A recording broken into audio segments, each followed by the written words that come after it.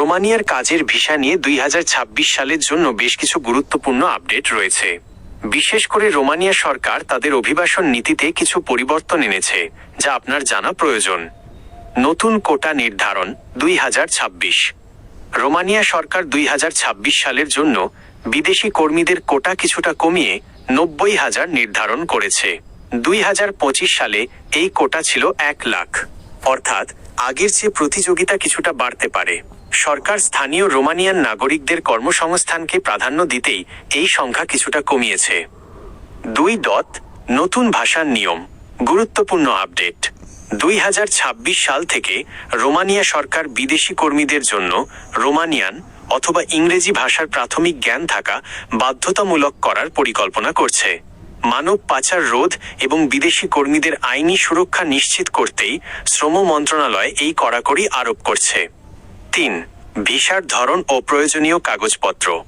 রোমানিয়ায় সাধারণত employment visa ক্যাটাগরিতে বাংলাদেশিরা আবেদন করে থাকেন। আবেদনের জন্য যা যা প্রয়োজন: কাজের অনুমতি, ওয়ার্ক পারমিট, এটি রোমানিয়া থেকে আপনার নিয়োগকর্তা সংগ্রহ করবেন। পুলিশ ক্লিয়ারেন্স, এটি অবশ্যই সত্যায়িত অ্যাপোস্টিল নোটারাইজড হতে হবে। শিক্ষাগত যোগ্যতা, ন্যূনতম 8ম শ্রেণী বা SSC পাস, কাজের ধরন অনুযায়ী।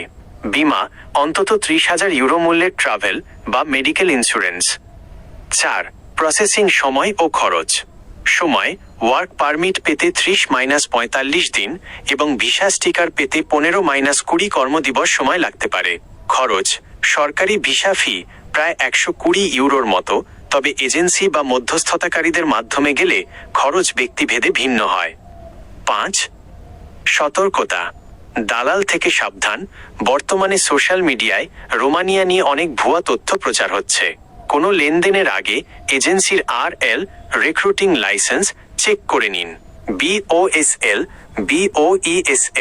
সরকারিভাবে রোমানিয়া যাওয়ার কোনো সার্কুলার আছে কি না তা জানতে নিয়মিত বইসলের ওয়েবসাইট চেক করুন।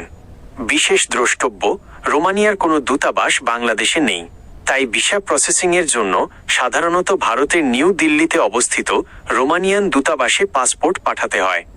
আপনি কি বিশেষ কোনো কাজের, যেমন কনস্ট্রাকশন, রেস্টুরেন্ট বা ড্রাইভিং জন্য রোমানিয়া যেতে চাচ্ছেন?